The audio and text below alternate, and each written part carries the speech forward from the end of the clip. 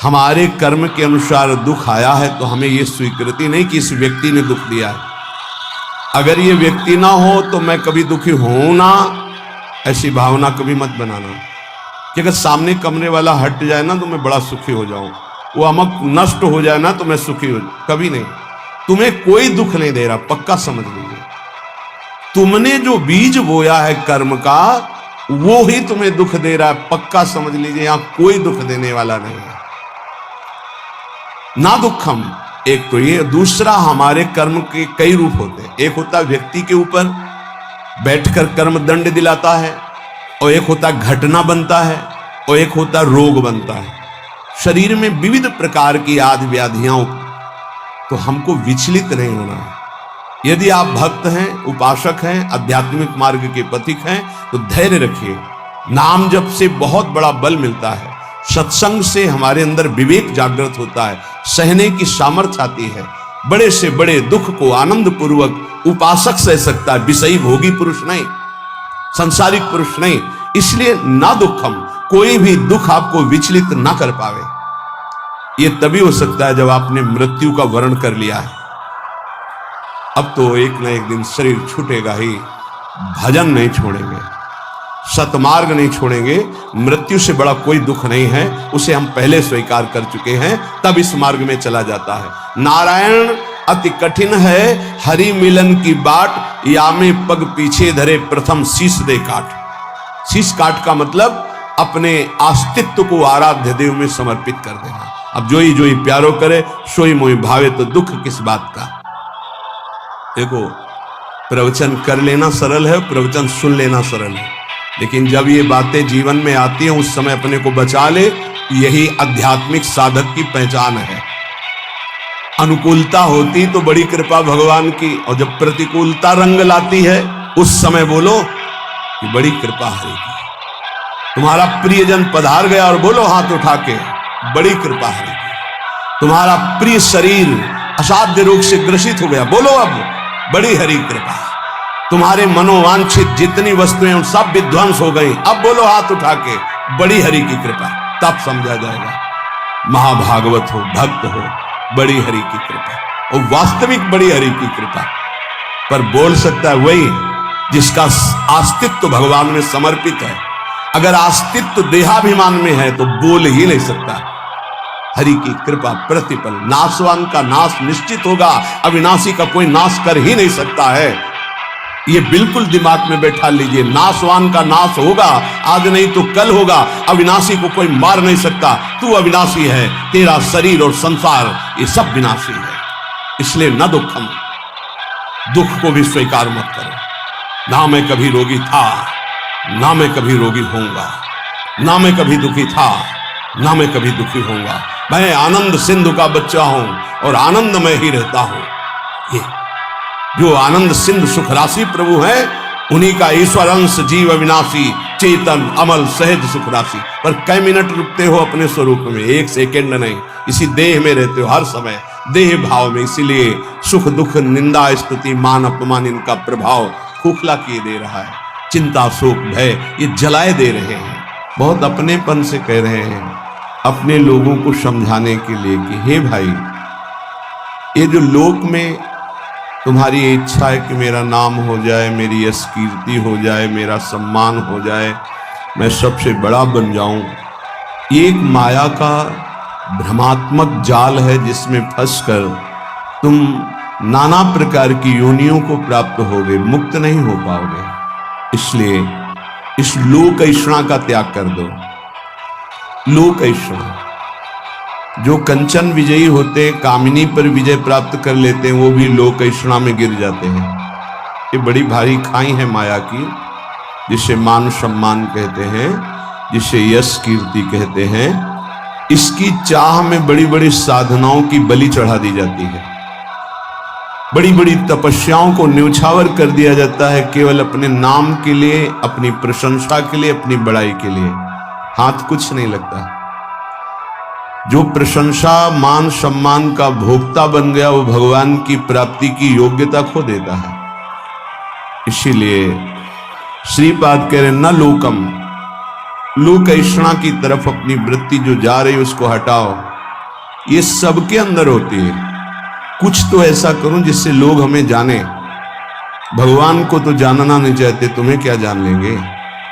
भगवान का तो शब्द नाम जप नहीं पा रहे, तुम्हारा नाम कौन लेगा। कितने बड़े बड़े चक्रवर्ती सम्राट हुए, बड़े बड़े महल, बड़े बलवान, कौन जानता है। बहुत बहुत इतिहास के पन्नों में लिखे पड़े हैं। बेहोश में हम विवेक के द्वारा ऐसा साधन करें, ऐसे मार्ग में चले कि भगवान को प्राप्त हो जाए। ये जीवन का परम लाभ है। न लोकम, हमें लोक के मान सम्मान, यश, कीर्ति, प्रतिष्ठा आदि की भी चाह नहीं करनी चाहिए। अगर भगवान को सम्मान देना ही है ना, यश कीर्ति देनी है ना, तो ऐसा प्रदान करेंगे कि आपकी भगवत प्राप्ति भी नहीं रुकेगी और बिस्तरे सब जग विमल कीरति, साधु संगति ना टरे। खास बात रहेगी, आपके जीवन में भारी यश का विस्तार होगा पर साधु संगति मिलती रहेगी, इसलिए अभिमान नहीं हो पाएगा। वो मान सम्मान आपके तप का नाश नहीं कर पाएगा।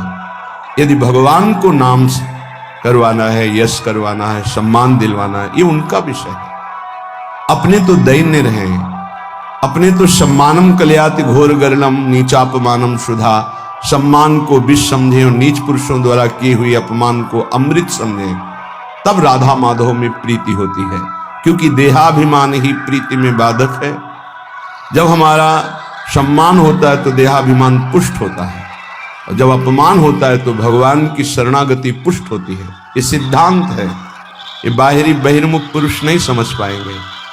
कोई हमारा अपमान करे तो हमें लाभ मिलेगा, छाती जलती है, उसको तो दंड देना चाहिए जो अपमान करे। ये अज्ञान है, ये परमार्थ का मार्ग नहीं है। आप जहां बैठे हैं, जो सुन रहे हैं, ये शुद्ध अध्यात्म है, भगवत मार्ग है। इसलिए न लोकम, लोक की भी मान बढ़ाई, यश कीर्ति की चाह ना करे तो राधा माधव के चरणारविंद की तरफ उसकी मन और बुद्धि की गति होने लगेगी। या ऐसा समझ लीजिए कि मन और बुद्धि में राधा माधव आकर विराजमान हो जाएंगे। आप विचार कीजिए, जिन्होंने अपने एक संकल्प मात्र से अनंत ब्रह्मांडों की रचना कर दी, वो मायाधिपति, ऐश्वर्य, समग्र वैभव, ज्ञान समुद्र, वैराग्य समुद्र, प्रेम समुद्र भगवान हमें मिल जाएंगे, फिर हमारे लिए दुर्लभ क्या रह गया। ये अनंत ब्रह्मांड तो उनकी एक संकल्प वृत्ति मात्र से प्रकट हो, ऐसे भगवान हमारे हो जाएंगे तो हमारे पास कमी क्या रहेगी। जाके राम धनी तो आके कौन कमी।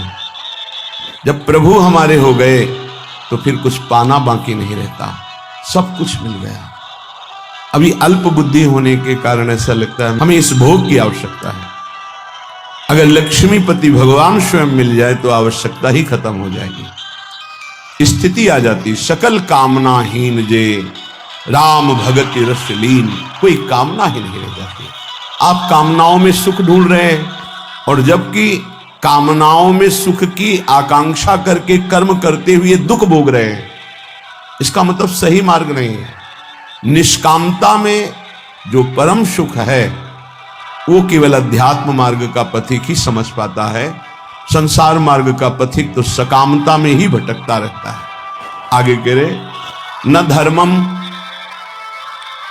जो धर्म देह से संबंध रखता है, लोक से संबंध रखता है, उसका जब हम पूर्णतया पालन करते हैं तो परम धर्म की प्राप्ति होती है।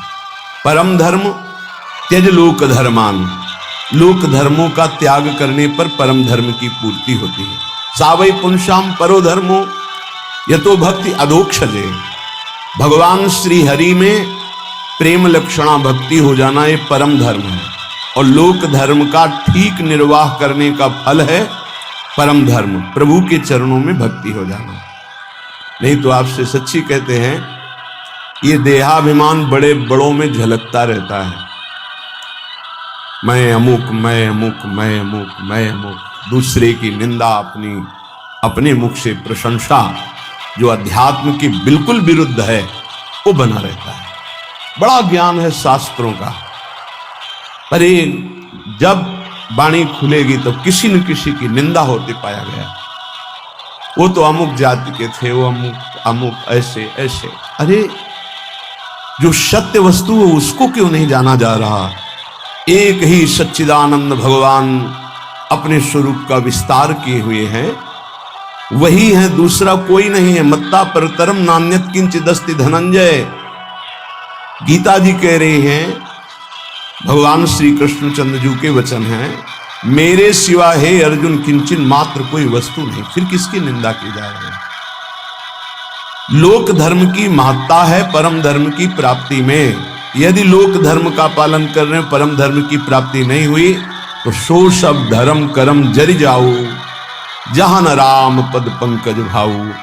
वो सब धर्म कर्म में आग लग जाए जिससे भगवान के चरणों में प्रीति न उत्पन्न हो पावे। क्या उस धर्म कर्म का जो प्रेम न प्रकाशित कर दिया? जिससे प्रेम प्रकाशित हो वही धर्म है। इसलिए कह रहे कि इस लोक धर्म में ज्यादा अर्झो मत। क्या लोक धर्म है? मैं अमुक जाति का हूं, मैं किसी का पति हूं, किसी का पुत्र हूं, किसी का पिता हूं, किसी का अमुक अमुक अमुक। ठीक है, इन धर्म का पालन करो भगवत भाव से और भागवत धर्म में स्थित हो जाओ, यही इसकी मानता है। अगर केवल इतना ही करते रहे, प्रभु के चरणों में प्रीति नहीं, तो विश्वास कीजिए आपके हाथ में जो सत्य वस्तु प्राप्त करने के लिए मानव देह लगी थी, कुछ नहीं लगेगा। ये बहुत बार पति पुत्र परिवार ये सब खेल लाखों करोड़ों बार हो चुके हैं। हाथ आज क्या लगा है आपके? फिर वही नई सृष्टि, नया पढ़ाई, नई नौकरी, नई बैंक बैलेंस, फिर मरो फिर नया वही। कब तक चलता रहे? इसलिए न धर्मम, हम ऐसे धर्म को बराबर जीवन में पालन करें जिससे परम धर्म प्रकट हो। वो धर्म किस काम का जो परम धर्म से वंचित कर दे। इसलिए पति में भगवत भावना, पत्नी में भगवत भावना, पुत्र में भगवत भावना, माता पिता में भगवत भावना, अब ये आपको भागवत धर्म में स्थित कर देगा। मोह से तो सब कोई अपने परिवार में आसक्त है, भगवत भाव से तब बात बनती है। श्रीपाद कह रहे न गे हम, घर में विशेष आसक्ति मत करो। घर में श्री ठाकुर जी विराजमान कर लो, घर को ठाकुर जी का महल समझो, आप अपने को सेवक समझो, परिवार वालों को ठाकुर जी के जन समझो। नाथ सकल संपदा तुम्हारी, मैं सेवक समेत सुत नारी। तुम्हारा घर ही तीर्थ हो गया, तुम्हारा घर ही भगवान का मंदिर बन गया।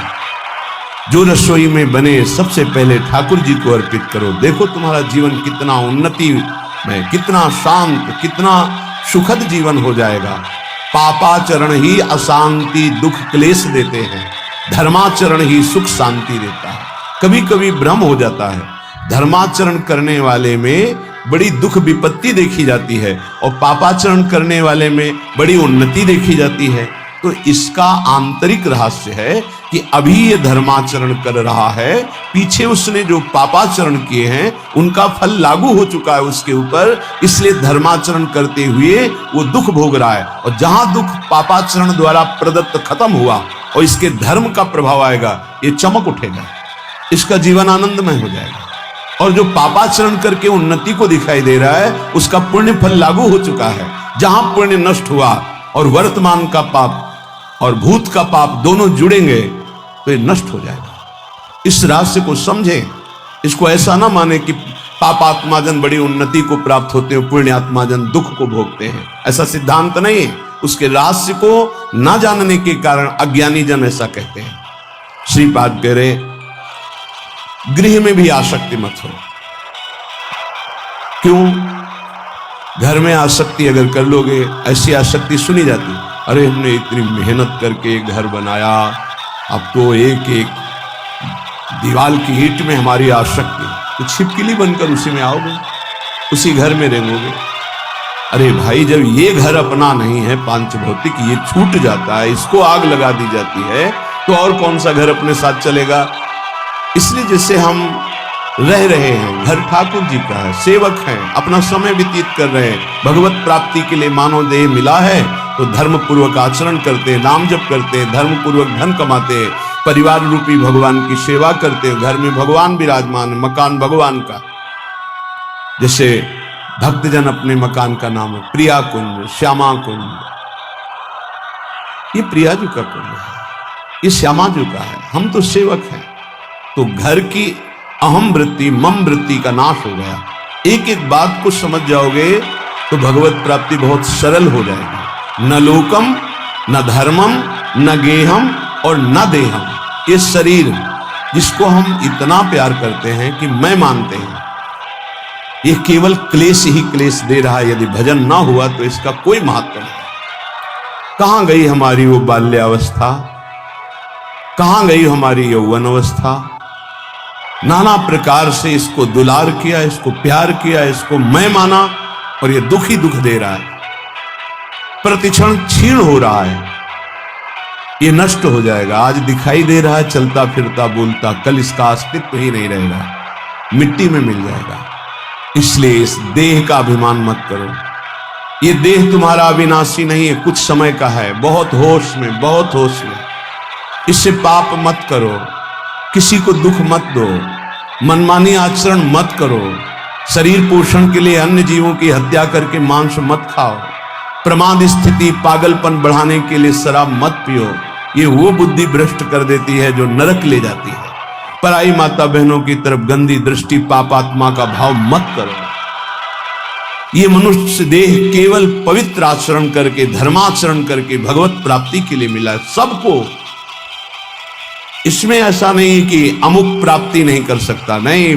कोई भी हो, पुरुष हो, स्त्री हो, बालक हो, बूढ़ा हो, कोई भी वर्ण का हो, कहीं का भी हो, कैसा भी हो, सबको चांस है भगवत प्राप्ति का। मानव देह मात्र को अधिकार है भगवत प्राप्ति करने का, क्योंकि अन्य योनियों में विवेक नहीं होता, इसलिए वो उपदेश धारण नहीं कर सकते, वो भजन साधन नहीं कर सकते। हाँ, भगवत कृपा से यदि संयोग बन जाए तो अन्य योनियों में भी कल्याण हो जाता है। जैसे कोई बहुत बड़े भागवत के घर का कुत्ता ही सही, वो दरवाजे पे बैठा, खूब नाम कीर्तन हो रहा है, ठाकुर जी का भोग लगा, आरती हुई, उसको भी प्रसाद मिल रहा है, वो नाम कीर्तन से उसका कल्याण हो जाएगा। भगत के घर के पशु पक्षियों का भी कल्याण हो जाता है। ऐसा कहीं बिरला ही संयोग बैठता है, नहीं तो मानव देह में ही भगवत प्राप्ति होती है। तो कह रहे हैं ये देह भगवत प्राप्ति के लिए इसका अभिमान करके गलत आचरणों में समय बर्बाद मत करो। जब आपके अंदर करने की शक्ति तो अच्छा करो, बोलने की शक्ति तो अच्छा बोलो, देखने की शक्ति तो अच्छा देखो। बुरा क्यों करते हो? बुरा का फल बुरा ही होगा। तो मानव देह बुराई मिटाने के लिए मिली, बुराई बढ़ाने के लिए नहीं मिली। बहुत अपने लोग अपनी महिमा को नहीं समझ पा रहे, दूसरों से आशीर्वाद मांगते घूमते हैं। किसी का आशीर्वाद क्या करेगा यदि हम अपने आचरणों को ना सुधारें, हम अपने को प्रभु के भजन में ना लगाएं, हम शास्त्र आज्ञा से ना चलें, तो दूसरे का आशीर्वाद लागू ही नहीं होगा, लागू ही नहीं होगा। आप हमारी बात को पकड़िए। और यदि आप धर्म से चल रहे हैं, नाम जप कर रहे हैं, पवित्र जीवन है, तो किसी से आशीर्वाद मत मांगो, सबका आशीर्वाद मिल जाएगा। विश्वास कीजिए। सुर नर मुनि प्रसन्नता ऊपर, सोई विजयी विनयी गुण सागर तास सुजस।